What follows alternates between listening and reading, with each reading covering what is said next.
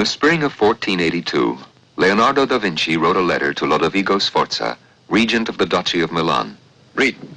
Not only that, I am able to build strong bridges that are easy to remove. They can be carried by armies for miles. Called the Moor because of his swarthy complexion, Lodovico presided over one of the richest states in Italy. Also the most northerly, it acted as a buffer to the territorial ambitions of European monarchs. For this reason, Leonardo stressed his abilities as a military engineer. What's he say? Repeat that. I know a way to destroy bridges. During sieges, I am able to remove water from moats and construct scaling ladders. I can also make a cart so armored no cannon can penetrate it. You can place your men right behind these vehicles so that when they attack, they can be completely protected. I can make a cart so armored no cannon can penetrate. And then my men behind it can attack. Shall I continue? Yes, go on. Yes, Excellency. Now, as to other pursuits, I hope I can be of some service to you regarding the bronze horse that you're constructing for the immortalization of your father's memory and the illustrious house of Sforza. While we do not know the precise reason for Leonardo's departure from Florence, the fact that he stressed his bronze casting over his other artistic abilities indicates that he hoped to get the commission for this often discussed, often postponed project of the Milanese rulers. Leonardo was 30 years old and an artist of some note. He had known great growth in Florence, but little personal satisfaction and accomplishment. His greatest works were still ahead of him when he arrived in Milan. So, you are Leonardo, the man sent to me by Lorenzo de' Medici of Florence. A man who travels all this distance to Milan just to tell me he can build a bridge. That's true. Your letter to me contains many promises. Aren't you exaggerating? Just a bit. I wrote this in there, too. Though to all other men, the matters of which I tell you may seem to be a fool's madness, I beg leave to experiment till I finish them all. I must be careful. You Tuscans all have silver tongues. Ah, Cecilia, what should I do? Can the maestro show any proof? But, Donna Cecilia, that's all I want. Cecilia Gallerani was just 16 and the favorite of Lodovico the Moor. He had officially been betrothed to Beatrice d'Este, who happened to be a 6-year-old child. Go on, take the dog away. We men have work. As he waited for the 6-year-old to grow up, Lodovico amused himself with this gentle, intelligent girl who wrote poetry and whose innate sweetness could soften his brutal directness with a smile. In the years to come, a deep and touching friendship was to grow between her and Leonardo. About your letter, leave it here. We'll think about it. Go and have a look at Milan. It's not Florence, I'll admit, but there's a lot less gossip and a lot more work. Goodbye. After the violent death of Galeazzo Sforza, only his title and honors passed down to his son. The real power resided in his rough but able brother. From the desk in this room, Lodovico the Moor controlled everything in Milan. Milan was a vast and powerful industrial center interlaced with canals. These canals crossed the city in every direction and were used to transport large quantities of merchandise. Water was the life force of the weaving mills, where 60,000 textile workers were employed, producing wool and silk.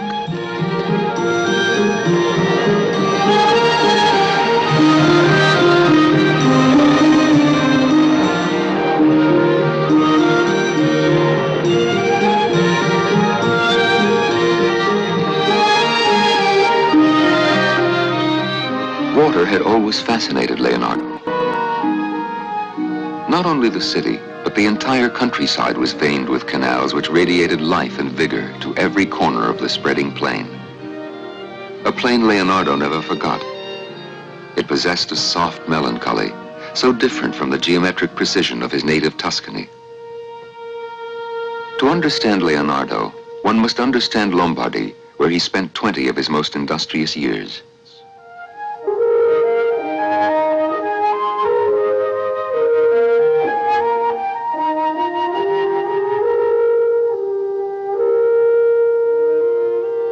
He heard the sound of the water, saw the mist, the horizon disappearing in fog.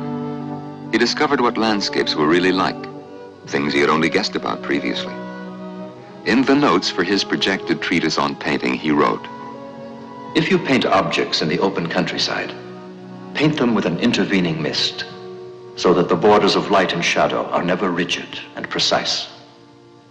When you are upon the road as the evening falls, look at the faces of the men and women and see what grace and softness you find there.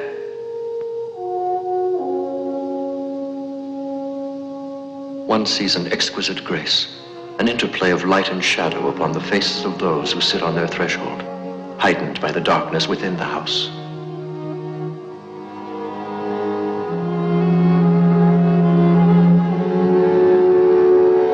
Maestro Leonardo! Master Leonardo, I've been looking for you all over. Don't you know me? I'm the Predis. Ambrogio the Predis. Ah, yes, now I recall. The Confraternity of the Conception have contracted my brother and me. They want us to paint a triptych for the church of San Francesco Grande. It's for the high altar, and they're paying 800 lire. But I know we can't do it alone, so my brother and I immediately thought of you. You'll paint the panel in the center. They want a Madonna.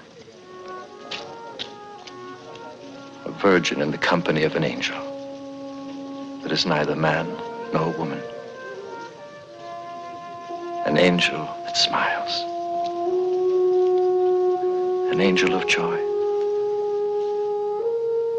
After a year in Milan, Leonardo's friendship with the mediocre but enterprising De Predis brothers brought him his first opportunity. The contract was signed in April 1483 and is still to be found in the archives in Milan. The painting itself, called the Virgin of the Rocks, is now at the Louvre. It represented something revolutionary in painting, for in addition to the conventional methods of perspective used to give depth to a figure, Leonardo added depth to the air itself. He created a new perspective. Another perspective, which I call aerial. The Virgin had a profound effect on Milan and brought Leonardo inside the court at last.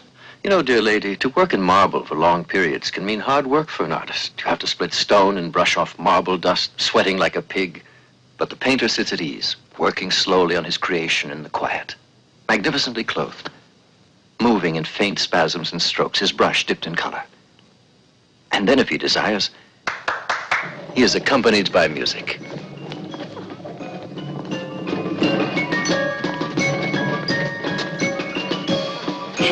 Please. Come on, listen. No, quiet, let me Speak of invention, Maestro Leonardo.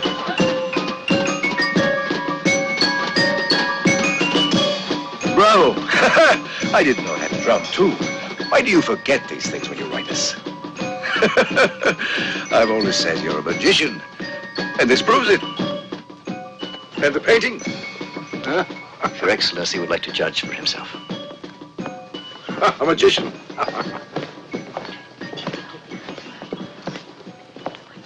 Why isn't she holding the dog instead of that thing?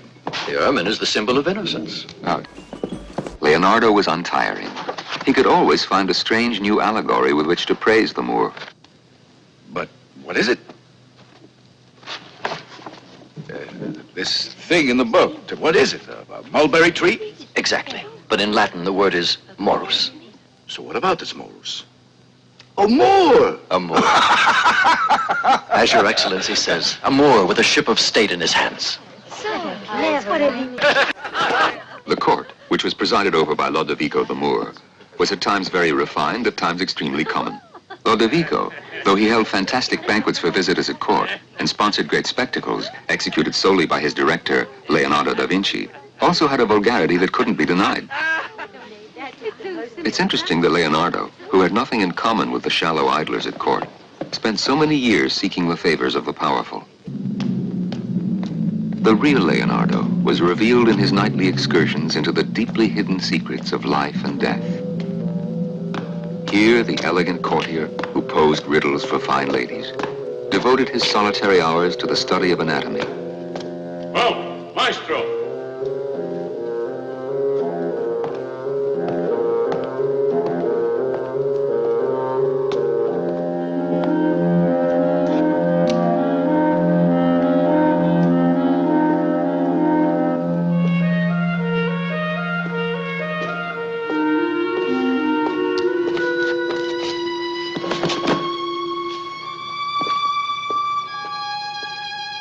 So far, I have opened 10 corpses. cutting through the flesh, so that I might observe and sketch the veins and organs within. If a man wishes to achieve knowledge, love of research is not enough, for he may be prevented by his own physical weakness, his natural repugnance. Or he may be stopped by his fear of living through the night in the company of the desecrated dead, cut and flayed beyond recognition. If none of these things stop him, perhaps he will be denied the ability to sketch his findings. The 120 books I plan to fill will testify if I'm hampered by any of these things. Why did Leonardo begin his studies of anatomy? At first, it was merely to gain complete knowledge of the bodies he wished to draw or paint.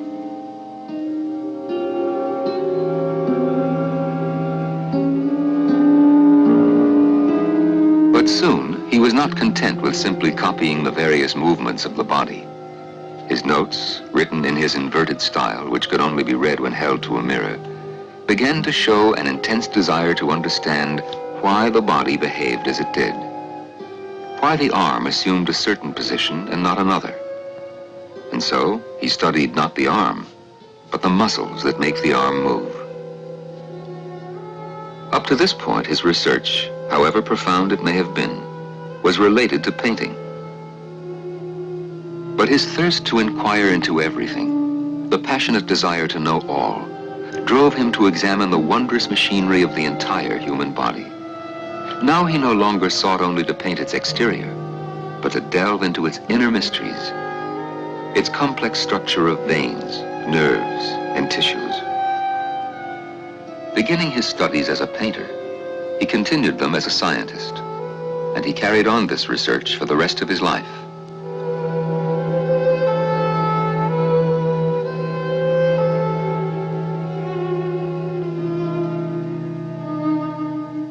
There is little point in marveling at the contribution his treatise on anatomy would have made to contemporary science, for like many of his works, it was never finished.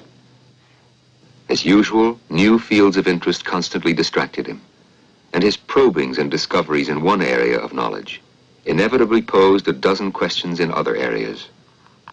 Thus, in his efforts to give greater depth to the figures in his paintings, he encountered problems connected with what has become known as the science of stereoscopy. Leonardo the artist asked, why do we see in depth? Because each of our two eyes gives us a slightly different image. Each sees the object from another angle, and the merging of the 2 points of view creates the sensation of depth. The pupil of the eye changes size according to the light or darkness before it.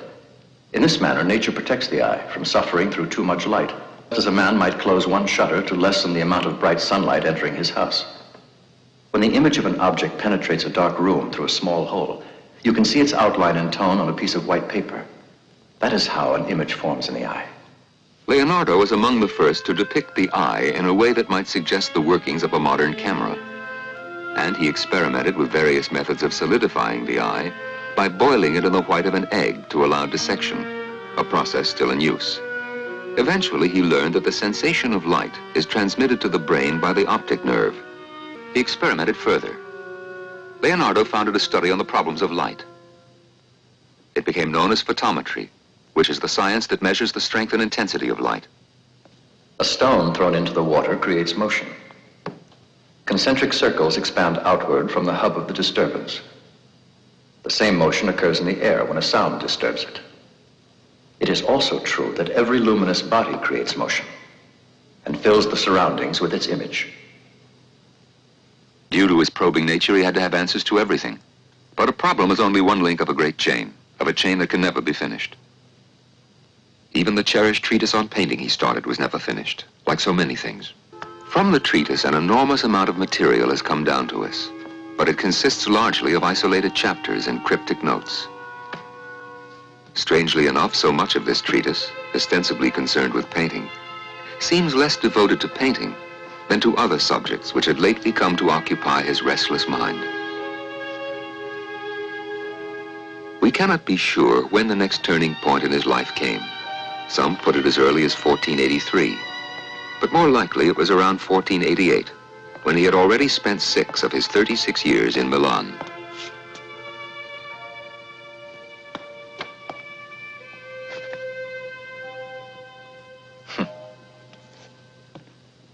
Duke has decided you may construct the equestrian monument, but it must be done quickly. Cecilia.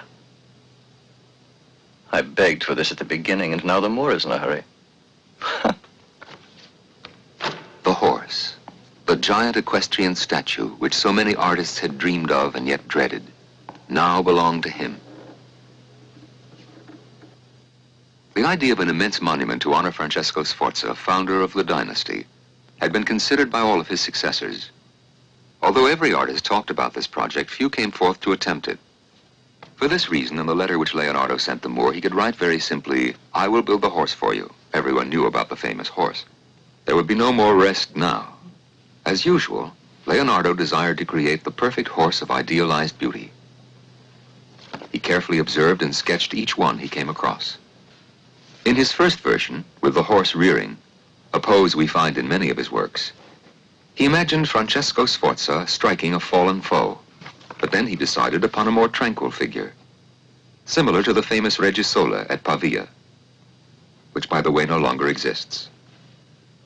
The Moor was in a hurry. However, he constantly diverted Leonardo with other demands. One major diversion was this dome for the cathedral in Milan. Leonardo worked on a number of drawings and a small model, but eventually lost the contract because his designs were beyond the capabilities of contemporary construction.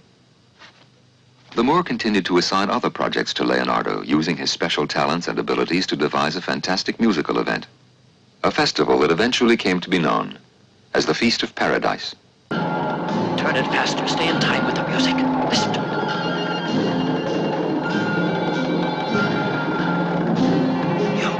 You up there. Put some tallow on those gears. They squeak too much. They'll hear them out front.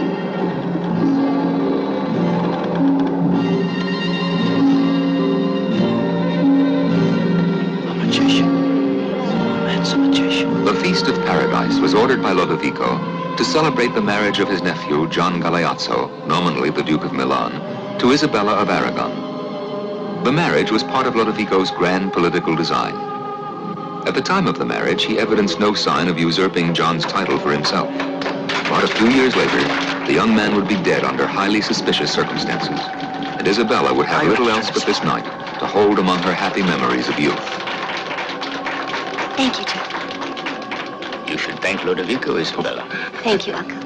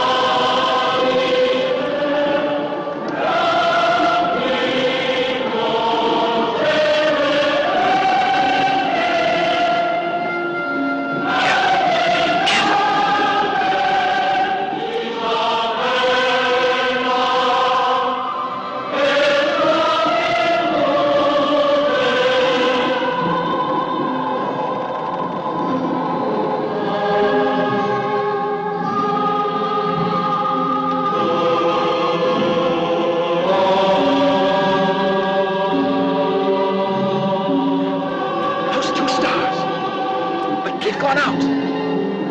Those two on the right. It's unbelievable. It's costing a fortune, but it's worth it.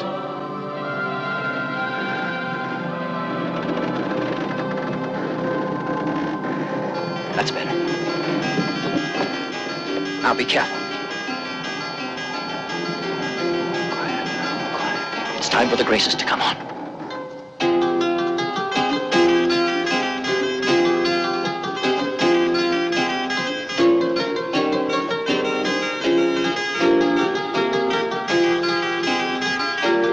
The music. You, get ready. It's time.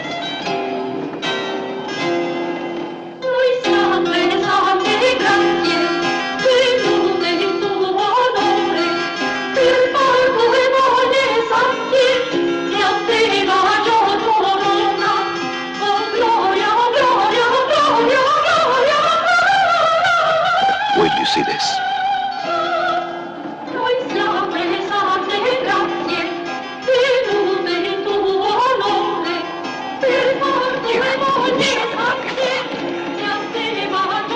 sailors are under pressure now, Maestro. Not yet, Steve.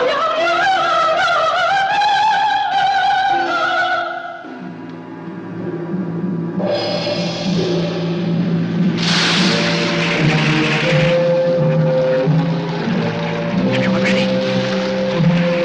You stand up there. All right, light the fire.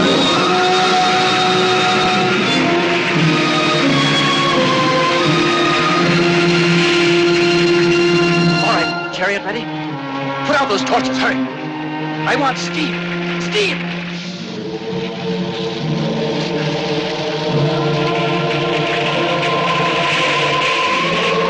Are you ready? Stop the chariot.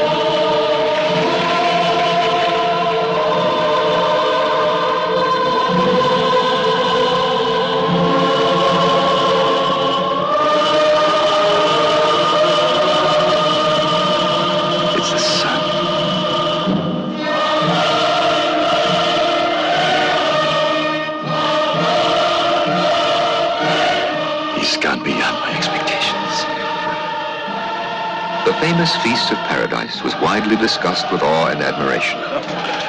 The complete libretto of Bellincioni has survived to this day, but not the sketches of Leonardo. Therefore, what you have just seen is purely an imaginary reconstruction. We hope we've done justice to the maestro.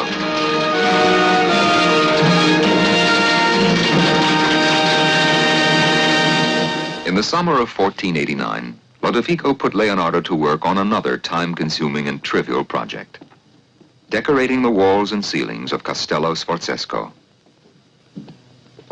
Maestro Leonardo, a moment, please.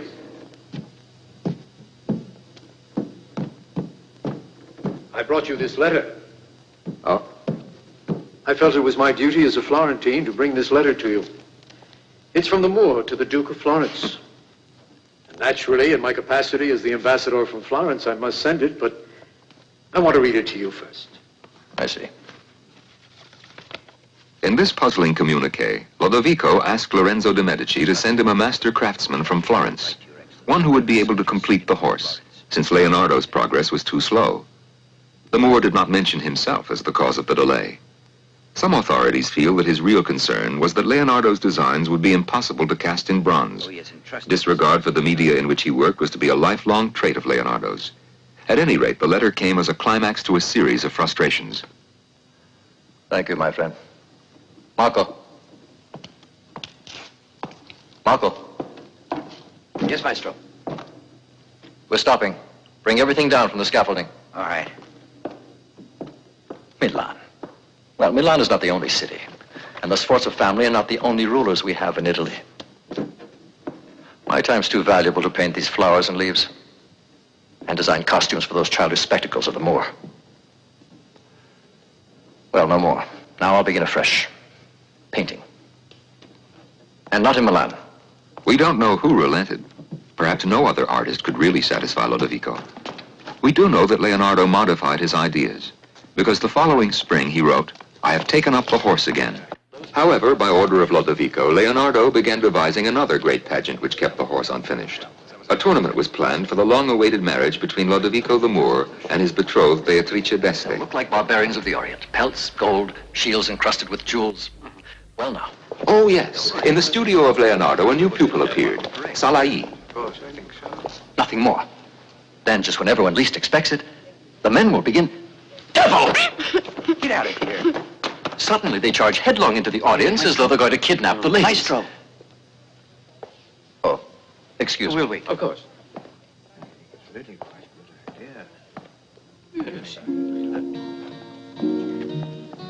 Donna Cecilia. What labor for a mere diversion that will be over in an hour? At least you will see it. No, I came here to say goodbye to you. I suppose I've always known someday I'd have to go. Beatrice now has the Moor. He's making her his wife, so I can't remain here anymore. I'm going now. Since I'm without a vocation, I had to choose between matrimony or the convent. And it wasn't hard to select matrimony. Marchese Bergamini, do you know him? Festivals, pageants, carnivals. Why do you waste your great abilities, Maestro Leonardo? I know.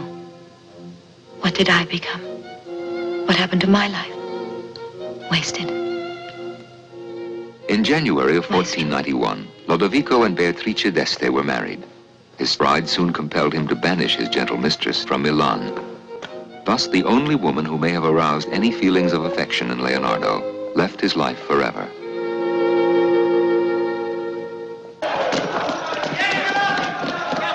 You fix them. They're all finished. Then dress the others. Right away. About time. Get up there, let him see you. Just a minute, you. Go inside and get dressed, and hurry. The tournament, which would celebrate the wedding, was entrusted to Leonardo by Galeazzo da San Severino, commander of the ducal troops.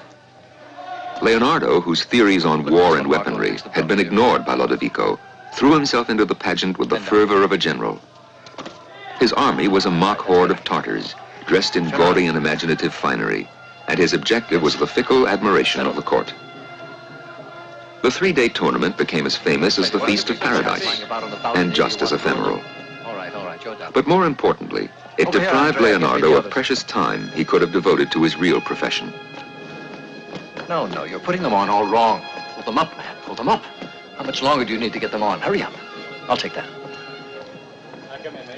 I've told you not to leave these hats around. Here, this belongs to you. Put it in the back room where it belongs. What are you doing? If it isn't tight, it'll fall off when you ride. Let us now consider the boy Salai, and no one can tell us more than Leonardo himself. He wrote, On January 26th, I was in the house of Signor Galeazzo da San Severino, making preparations for the tournament. As I was fitting the grooms into their barbarian costumes, Giacomo, whom I have taken to calling Salai, entered one of the dressing rooms. I watched as he went to the clothes lying on the bed and extracted a purse belonging to one of the grooms.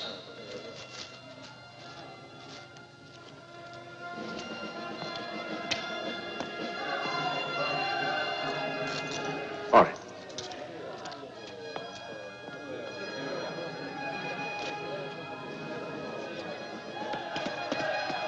Wait a minute.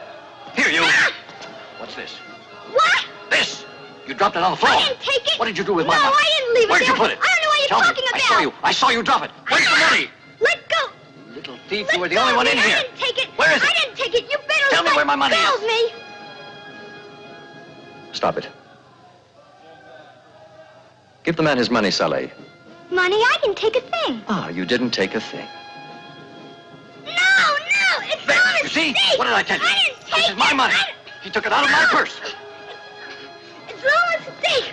Leonardo recorded night after night, as if intrigued by the boy's capacity for mischief. Item, an animal skin had been given to Leonardo as a gift. From it, he planned to fashion a pair of boots for himself. The skin was stolen. I know that it's Giacomo, but no proof. Saleh?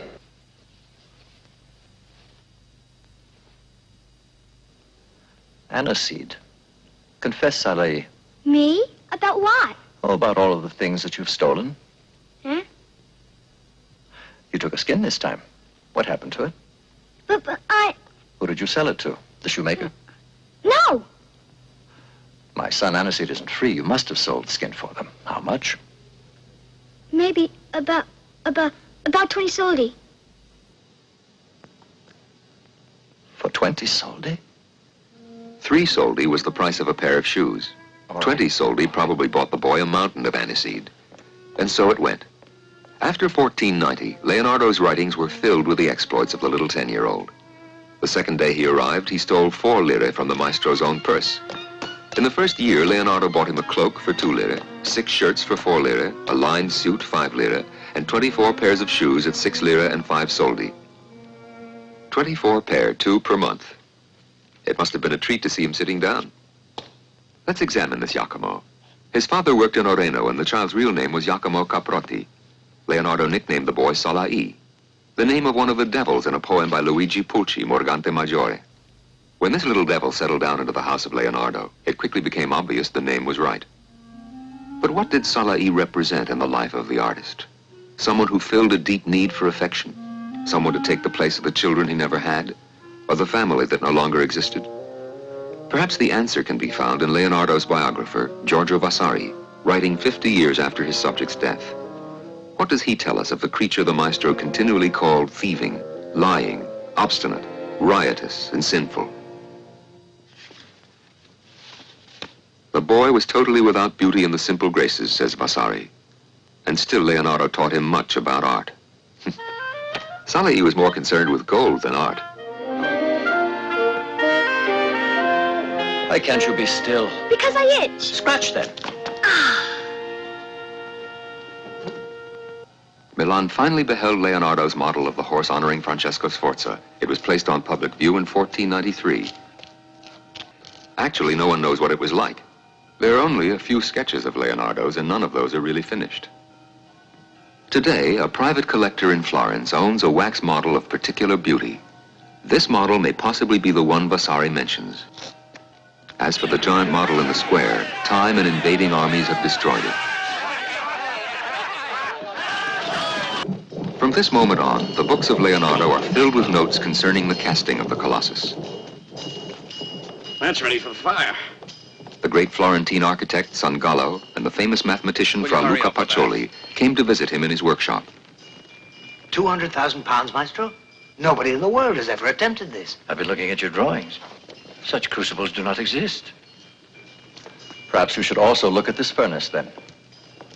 I designed it myself. It's a mystery to me. What's it mean? What is all this paraphernalia? As usual, Leonardo's research produced its side effects. He casually invented the dual chamber. However, it was buried in his notes, and many years would have passed before it was invented again. It's not the furnaces that are worrying me. It's the bronze. 200,000 pounds isn't enough? Oh, it's the Moor. He's using bronze to make cannons.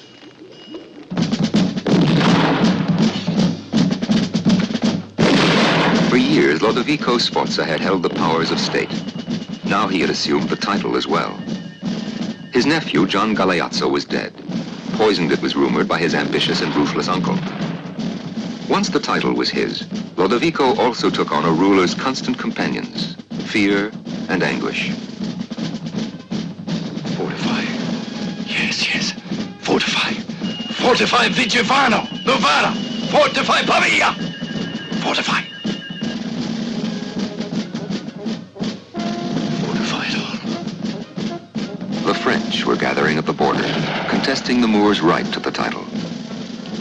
The new Duke continued to strengthen his defenses, fearful of losing all that he had struggled so hard to gain. But the coffers were empty. The bronze, which had been set aside for Leonardo, was sent to Ferrara to be turned into cannon. The great horse would never become a reality. Today, Caterina arrived. That entry was made in his daily journal on July 16th, 1493. And he repeated the date twice. This repetition of the date has puzzled historians for centuries and deepened one of the greatest mysteries in Leonardo's life. All we can be sure of is the name and the existence of Caterina. Writing of his father's death, he had repeated the time twice, 7 o'clock. Could this be an unconscious connection between the departure of a father and the arrival of a mother? We infer from his wording that this Caterina was not a servant. Does it imply that she was the same humble peasant who bore him out of wedlock? If so, why does he not write my mother instead of Caterina? Caterina? Let's try it this way. Wait a minute. Why are you bothering her? Go on, get listening. Whenever he talked to her in public, he would always call her Caterina.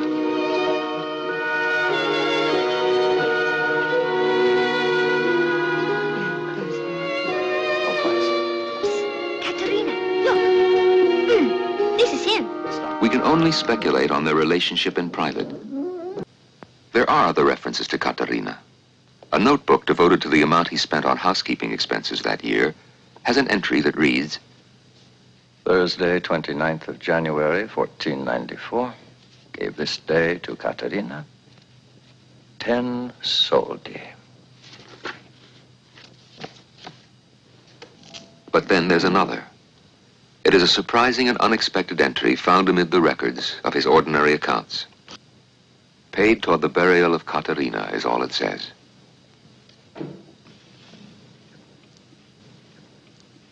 Of all the phrases he might have used, why did he choose such blunt, unfeeling words? Was he ending forever the secret relationship that began many years ago in the little town of Vinci, when, as a child, he first saw his mother smile at him from the door of her home? 3 pounds of wax, 27 lire. The wax was for the torches. Funerals took place in the early evening. When he first came to Milan, he had written, "As the evening falls, look at the faces of the men and women, and see what grace and softness you find there." 4 priests and 4 acolytes, 2 soldi. It was not a luxurious funeral, but neither could it be called a poor one. For the pall and pallbearers, 16 soldi. The dead were not carried to their rest in closed coffins. Bell, book, sponge, 2 soldi. The bell tolled as the body was carried to the burial ground. And then, the final expense. Gravediggers, 16 soldi.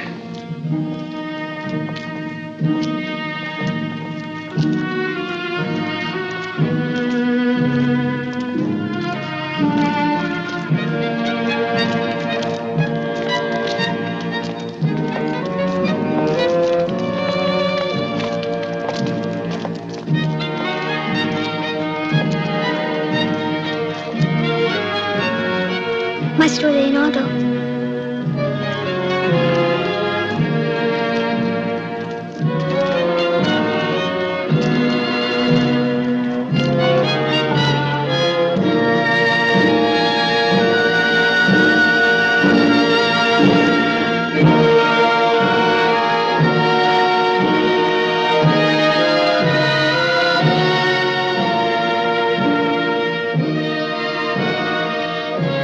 In the endless pages of notes, in all the books left by Leonardo, Caterina's name was never mentioned again.